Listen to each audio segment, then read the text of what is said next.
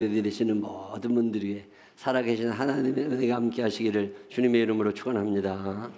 오늘 1년에 한 번, 두 번이구나. 1:1 양육 마치고 졸업하는 날은 순서가 많아가지고, 그래도 오늘 새 가족도 있고 복잡한 시간이라 머리가 어수선하실 거예요. 저도 아주 헷갈려요. 예배가 하나님 앞에 온전히 드려지는 예배니까 정신 똑바로 차리고 하나님께 예배를 온전히 드리게 되시기를 다시 한번 주님 이름으로 부탁합니다. 우리가 지금 누가복음 10장을 읽고 있잖아요. 예수님의 주 사역지가 갈릴리였어요. 갈릴리는 북쪽 지방입니다. 북쪽 지방에서 남쪽 지방으로 내려가셨더니 거기 사람이 너무 많아, 할 일이 너무 많아. 그래가지고 12명의 제자 외에 몇 명을 더 뽑으셨다고요? 70명을 더 뽑으셔가지고 70명의 전도자를 임명하시고 그들을 이제 보내시기 직전에 예수님께서 70명을 가르치고 계십니다. 자, 전도는 너희들 말에 있는 게 아니야. 너희들이 이렇게 살아가야 돼. 전도는 말에 있지 않고 삶에 있다. 시작. 목사님 나는 전도를 하고 싶은데 왜 이렇게 전도를 못할까요? 그것은 말로 하려고 그래서 그래. 전도를 어떻게 하시면 된다고? 삶으로 보여주면 전도가 되어 있습니다. 우리 생명나무 교회 가정마다 삶이 풍요로워져서 자연스럽게 전도가 일어나는 가정들을 꾸리게 되시기를 주 이름으로 축원합니다. 너희들 이렇게 살아가야 돼. 그러면서 살아가는 방법을 7가지를 알려주신 거 지금 배우고 있는 거잖아요. 그중에 첫 번째가 뭐였다고요?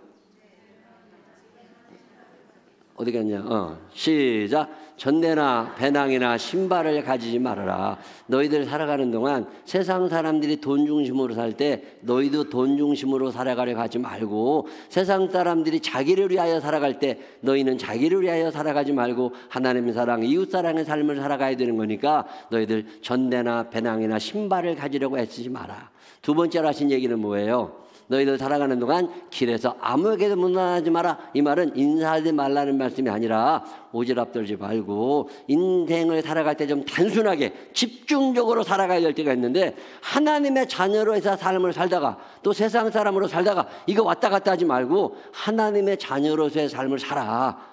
이런 얘기 하시는 거거든요.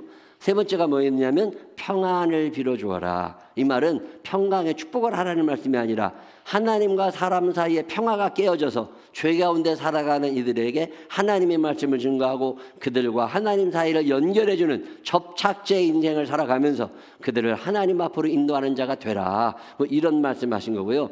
지난주에 우리가 네 번째 이야기 배웠습니다. 지난주에 네 번째가 뭐였다고요? 당당하게 얻어먹고 살아라. 제가 지난주에 깜짝 놀랐습니다. 우리 교회가 쇼츠 만들잖아요. 이 쇼츠라고 하는 건 그냥 모든 교회가 다 있는 건 아니에요. 말씀을 유튜브로 예배를 드린 다음에 유튜브 영상을 띄우죠.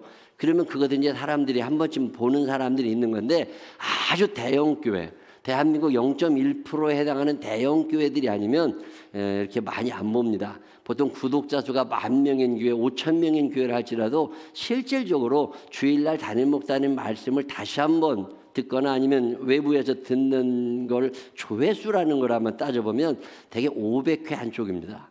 근데 서울 강남쪽에 있는 감리교회들 제가 쭉 한번 봤거든요. 우리 강남에서 제일 큰 교회라고 그래도 조회수가 2,000회가 넘어가진 않아요. 근데 저희 교회는 쇼츠를 만들어가지고 계속, 여러분이 지금 예배 드리는 후에 유튜브에 쇼츠가 있으면 공유를 누르셔서 계속 다른 사람들이 보내주시잖아요. 근데 참 지난주에 제가 놀랐던 게 쇼츠를 본 사람이 지난주에 8,500명이 넘어간 거예요. 여러분, 우리가 여기서 예배를 드리면 이게 지금 남녀의 전체에서는 랭킹 1위거든요. 이게 어떻게 이런 일이 가능한 거냐? 물론 잘 만들어가지고 최성희 집사가 잘 만들어 잘 하긴 하는데 그게 너무 궁금한 거야. 이게 어떻게 그렇게, 이건 기적 같은 일이거든요. 이 세계에서는 이 교회들 중심으로 말씀을 전하긴 하지만 이 말씀을 듣는 사람의 수가 제한적입니다. 극히 제한적인 건데, 이게 어느새 지난번에 제가 1,000회가 넘어서 놀랐는데 2,000회가 넘어가더니 지난번에 한 달 전인가 5,000회가 넘어가 6,000회까지 갔거든요. 이건 굉장히 놀랄 만한 일입니다. 이게 얼마나 놀랄 일인지를 모르니까 놀라는 표정이 안 생기는 거야. 이 세계에 사는 사람들은 이게 얼마나 대단한 건 줄 알아. 왜? 서울 강남 쪽에 있는 이름됨을 알만한 큰 교회들도 조회수가 1,000회, 2,000회가 안 넘어갑니다. 근데 우리 교회가 지난주에 쇼츠가 8,500회 조회가 됐다는 얘기는 기적이 일어난 거거든요.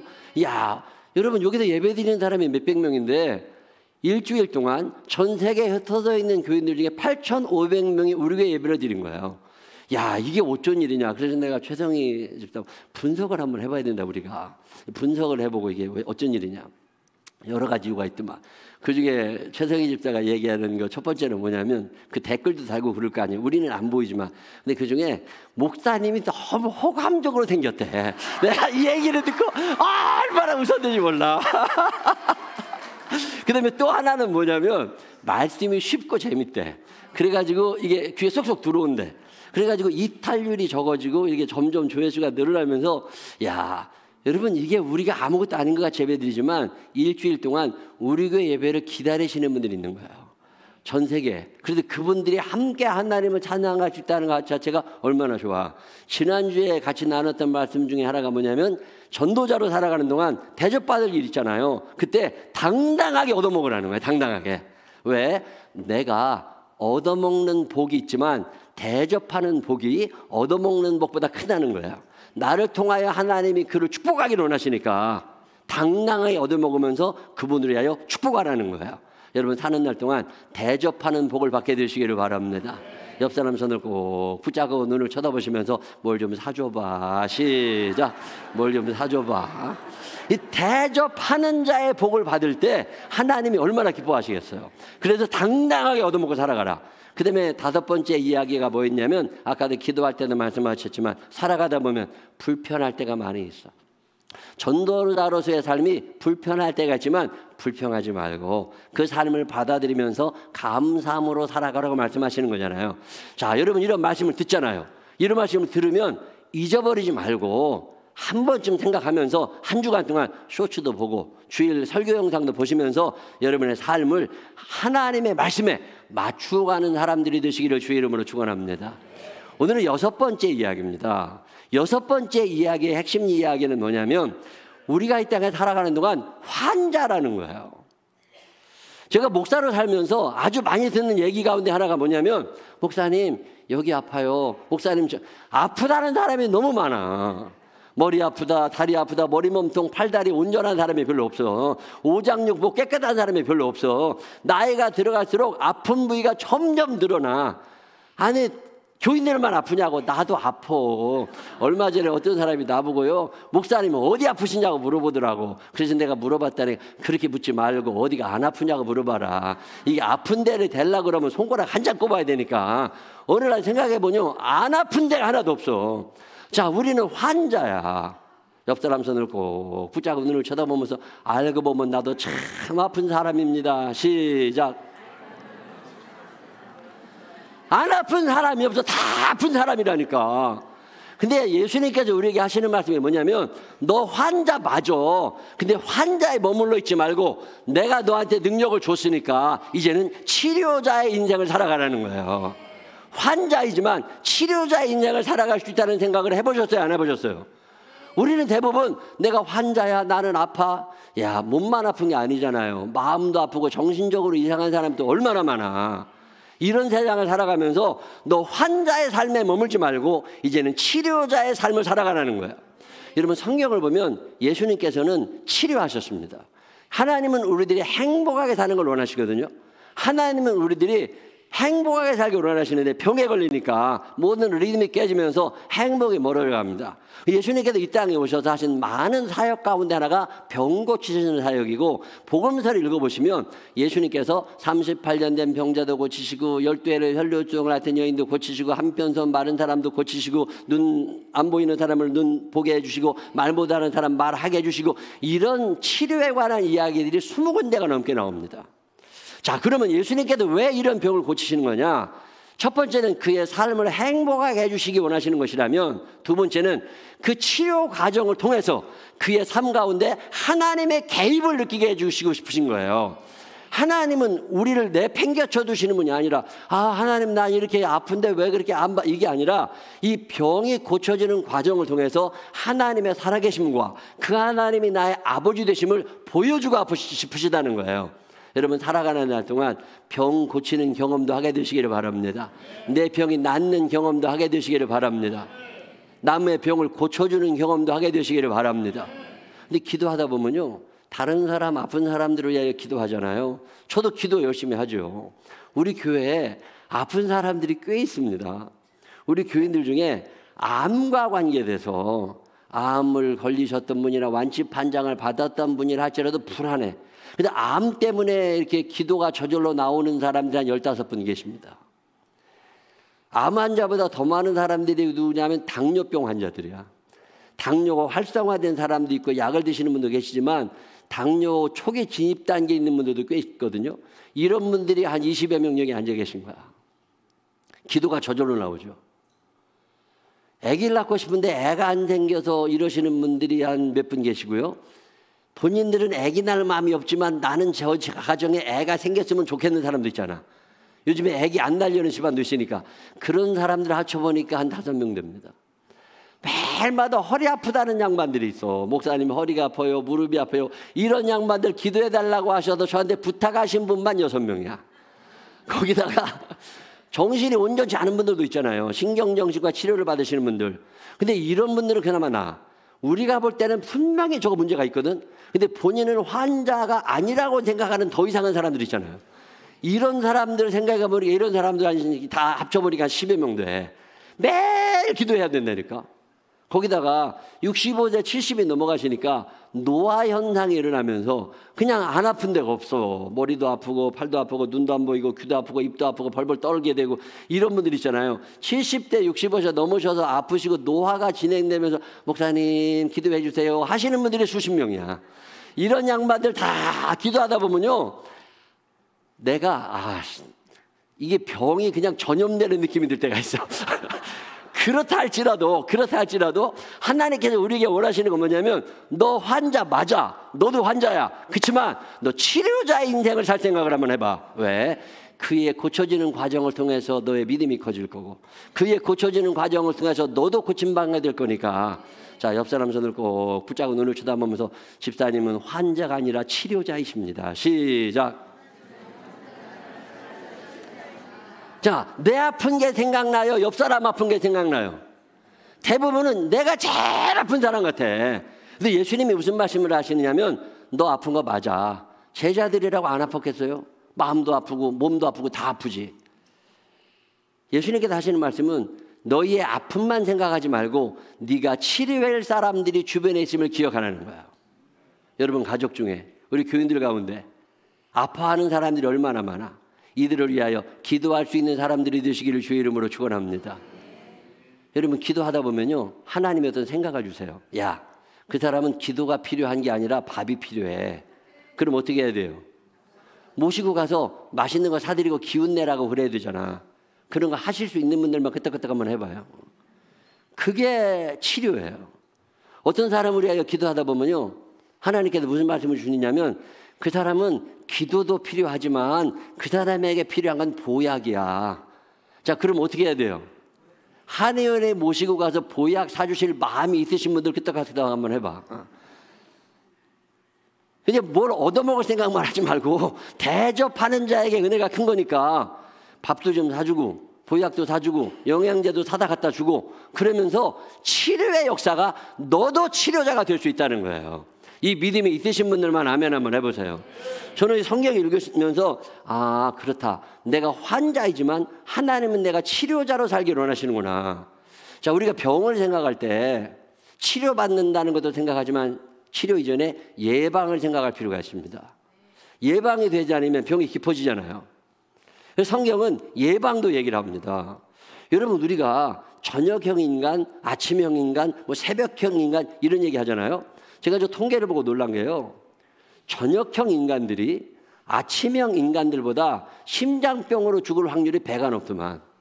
자, 그러면 목사가 설교를 할 때 일찍 일어나라고 해야 돼요? 늦게 주무시라고 해야 돼요? 일찍. 왜? 예방적 차원에서. 일찍 일어나고 일찍 주무시는 분들이 늦게 주무시고 점심 지나 일어나시는 분들보다 오래 산대. 자, 제가 장례를 치르고 싶겠어요? 안 치르고 싶겠어요? 장례를 치르고 싶지 않으니까 뭐라고 그래야 돼? 일찍 일어나라고 얘기하잖아. 그 말은 일찍 주무시라는 얘기야. 여기까지 이해가 되신 분들은 아멘 한번 해봐요. 옆 사람 손 들고 붙잡고 눈을 쳐다보면서 좋은 말로 할 때 일찍 자라. 시작. 아니 왜 그렇게 밤에 싸돌아다녀? 왜 그렇게 밤에 싸돌아다녀? 아침에 운동하러 제가 걸으러 나가거든요. 5시 반, 6시 이렇게 걸으러 나가면요, 그때 퇴근하시는 분들이 있어. 아니면 직장에서 퇴근하시는 분 같지는 않아. 밤새 노는 양반들 가서 청년들 몇 명 아파트에 들어오고 그런다고. 갑갑해. 저것들이 지금 몰라서 그러지 자기 명을 재촉하고 있는 거라고. 예방이 얼마나 중요해요. 우리가 스트레스를 좀 덜 받을 필요도 있습니다. 그리고 지금 분노 공화국이 되면서요, 화가 나니까 막 다른 사람들에게 분풀이하는 사람이 너무 많아졌어요. 누구한테 화풀이해야 돼요? 더 크게 나한테 화낼 사람한테 화풀이 못하니까 나한테 공격을 다시 하지 않을 사람들을 찾아. 그래가지고 그 사람들한테 막 쏟아붓습니다. 그게 누구예요? 부모. 부모님들한테 얼마나 쏟아부어. 또 그게 누구예요? 목사님. 아니 저한테 여러분이 뭐라고 그랬다고 제가 뭐 짜대기를 때리겠어, 경찰에 고발하겠어. 의외로 목사님들 중에 정신과 약 먹는 사람 많은 거 아세요? 스트레스에 시달려가지고. 좋은 얘기는 당신들끼리 하고 말아. 속상한 얘기는 하러 오거든. 그러면 속상한 얘기가 쌓여가지고 목회를 그만두시는 목사님들이 점점 늘어납니다. 지금 뿐이 아닙니다. 누구가 있어요? 교사들, 학교 선생님들. 어떻게 하지를 못하잖아. 학부모들이 와서 선생님들을 그렇게 괴롭혀야 된다네. 제가 통계를 보고 놀란 것은요, 우리나라의 학교 교사들 가운데 상담받는 교사 1년에 5만 건이랍니다. 한 사람이 여러 번 하는 경우도 있지만 이런 통계를 볼 때마다 야, 정말 선생님들 불쌍하다. 선생님들 불쌍하다는 생각 해봐요, 안 해봐요? 우리 교회도 선생님들이 몇 분 계셔. 난 그분들 볼 때마다 저 양반들이 정년은 때까지 갈까 이런 생각이 들 때가 있어. 불쌍하게 여기면서 살게 되시기를 바랍니다. 자, 예수님이 말씀하시는 건 뭐냐면 너네들 아픈 거 내가 알아. 근데 아프다는 생각에 너 자신을 묶어놓지 말고 너도 이제 환자가 아니라 치료자의 인생을 살아가라는 거예요. 여러분 사시면서 치료자의 인생을 살게 되시기를 주의 이름으로 축원합니다. 나도 치료자가 될 수 있다. 시작. 다시 한번 시작. 다시 한번 옆 사람 손을 꼭 붙잡고 눈을 쳐다보면서 어디 아픈 데 있으면 얘기해. 내가 고쳐줄게. 시작. 어디 아픈 데 있으면 얘기해. 내가 환자의식 속에 묻혀 살 때 하나님의 역사는 일어나지 않습니다. 예배 때마다 치료를 위하여 기도하고 저도 매일마다 치료를 위하여 기도하는 것은 우리의 기도를 하나님이 들으시고 응답하실 것이라는 믿음이 있기 때문에 그래요. 여러분의 가정, 식구 구성원들 중에 아픈 사람이 있거든 기도하시기를 바랍니다. 마음이 불편한 사람들을 위하여 기도하시게 되시기를 바랍니다. 우리 생명나무 교회 계속해서 치유의 역사가 일어나게 되시기를 주님의 이름으로 축원합니다. 자, 하나만 더 말씀드리시는 건 뭐냐면 하나님의 나라를 선포하라는 거예요. 예수님께서 70명의 제자들에게 말씀하신 마지막 이야기는 너희가 이제는 하나님의 나라를 선포하라는 거예요. 자, 하나님의 나라를 선포할 때 입으로 하라는 말씀이 아닙니다. 예수 천당 불신지옥을 외치려고만 하지 말고 너희 가정 안에 이루어진 하나님의 나라, 내 삶 가운데 이루어진 하나님의 나라를 내가 전하는 자의 삶을 살아가라는 거예요. 남들이 보면 아, 저 가정에 하나님의 나라가 임하고 있구나. 우리 생명나무 교회 하나님의 나라가 임하게 되시기를 바랍니다. 이 하나님의 나라를 경험할 수 있도록 해주라는 거예요. 저는 전도를 입으로 하는 줄 알았어요. 근데 70인의 전도에게 주시는 하나님의 음성, 예수님의 말씀을 들으면서 아, 전도는 말에 있는 게 아니라 삶에 있는 거구나. 제가 얼마 전에 통계 하나를 봤는데요. 그 통계는 뭐냐면 대한민국에 현재 은둔형 외톨이라고 그러더라고. 집에 숨어서 혼자 사는 사람들, 집에서 혼자서 시간을 대부분 보내는 사람들이 24만 4천 명이 있는데 이들이 전 국민의 2.4%랍니다. 근데 전 국민으로 따질 땐 그런데 대부분 이 사람들이요 10대, 20대, 30대예요. 자, 10대, 20대, 30대라고 보면 퍼센티지는 더 올라가는 거예요. 자, 은둔형 외톨이가 왜 되는 거냐? 여러 가지 원인이 있습니다. 그 중에 하나가 뭐냐면 실패에 대한 두려움이랍니다. 지금 10대, 20대, 30대들은 혼자 컸어요. 어쩌다 형제거든요. 그러다 보니까 어렸을 때부터 잘한다, 잘한다만 들은 거야. 다 잘한다고 그랬지. 진짜 잘하는 줄 아는 거야. 근데 세상에 나와보니까 세상은 넓고 고수는 많아. 나보다 훌륭한 사람이 너무 많아가지고 자꾸 욕을 먹게 되고 좌절을 겪는 거죠. 이걸 뚫고 일어날 힘이 없는 거예요. 이걸 뚫고 일어날 힘이 없으니까 잡초처럼 밟히며 컸던 풀들은 꺾이면 또 일어나거든요. 근데 이러질 못한 거예요. 평생 칭찬만 듣고 살았어. 그러다가 세상에 나와서 사회생활하면서 욕을 먹기 시작하고 실패를 경험하니까 이제는 아예 만나기가 싫어. 저 사람들이 나를 미워해. 이렇게 생각한 거죠. 자기가 능력이 없다는 걸 모르고. 이거 능력을 키울 생각을 해야 되는데 결국 어떻게 된 거냐? 혼자 숨어 살아. 은둔형 외톨이가 돼가는 거예요. 또 하나 원인이 있습니다. 그 원인이 뭐냐면 우리 때는 대가족에서 살았어요. 집에 할머니가 계셨고 사촌 누나도 와 있었고 옆집도 알고 뒷집도 알고 다 같은 식구처럼 살았다고. 근데 지금은 10대, 20대 아이들은 태어나면서부터 혼자였다는 거예요. 혼자 있는 게 편해. 우리는 내 방이라는 게 없었어요. 다 같이 쓰는 방이었지. 근데 지금은 어렸을 때부터 개인 방을 쓰고 살았기 때문에 개인이 혼자 있는 걸 좋아한대요. 남들하고 어울리는 게 어색하대. 그러다 보니까 은둔형 외톨이가 되어간다는 거야. 더 결정적인 이유가 하나 있습니다. 외형 중심의 시대가 되다 보니까 자기를 드러내야 돼. 혼자는 살지만. 그러다 보니까 인스타그램에 좋은 사진을 올려야 돼. 맛있는 거 먹는 걸 올려야 돼. 좋은 데 여행 갔다 와서 자기를 자랑해야 돼. 페이스북에다가 이런 걸 올려야 돼. 이런 생활이 계속 이어지다 보니까 빚이 점점 늘어나. 내 소득에 비해서 빚이 점점 늘어나는 거예요. 빚이 점점 늘어나니까 진짜 사람 만났을 때 커피 한 잔을 살 만한 마음이 없는 거예요. 밥 한 번을 나눠 먹을 수가 없게 된 거예요. 부채 증가가 은둔형 외톨이를 만들어가는 거죠. 여러분 그런 사람들이 대개 빚을 지게 될 때 싼 이자 쓰는 게 아닙니다. 우리나라 카드론 대출 보통 금리가 14%가 넘어가는 대출이잖아요. 이 카드론 대출을 쓰는 사람들이 작년에 비해서 지금 올해 3배가량 늘어나고 있어요. 이게 왜 그렇게 늘어나는 거냐? 이자가 14.16%라는 건 대단한 겁니다. 근데 이런 돈을 쓰면서라도 자기를 과시하고 싶어. 혼자. 자, 이런 사람들에게 하나님의 나라가 경험될 거냐는 거예요. 하나님의 나라 경험하지 못하죠. 자, 이런 분들에게 우리가 해야 될 일이 있다는 거예요. 그게 뭐예요? 가서 더불어 살아가는 삶이 얼마나 아름다운 줄 아냐? 혼자 살아가는 것보다 하나님 사랑, 이웃 사랑의 삶을 실천하며 살아가는 게 얼마나 행복한 줄 아냐? 그러면서 우리 안에 있는 예수 그리스도의 이야기, 내가 경험한 하나님의 사랑의 이야기를 전해주면서 그런 것에서 끄집어내라는 거잖아요. 더불어 살아가는 사회를, 자기 사랑을 넘어서 하나님 사랑, 이웃 사랑의 삶을 한번 해볼 수 있도록 그들에게 자극을 주라는 거. 자, 하나님의 나라를 선포하라는 말씀이 단순히 말을 하라는 게 아니에요. 너희 안에 있는 하나님의 나라, 네가 경험하고 있는 예수 그리스도의 사랑을 네가 한번 전해보고 싶지 않느냐는 거죠. 오늘 성경은 그런 이야기를 우리에게 합니다. 전도는 입에 있지 않습니다. 전도는 말에 있지 않습니다. 전도는 우리의 삶으로 하는 거예요. 오늘 예수님께서는 70명의 전도자에게 이 말씀을 주시는 거예요. 특별히 여러분 살아가는 날 동안에 환자의식을 벗어버리고 치료자의 삶을 살게 되시기를 바랍니다.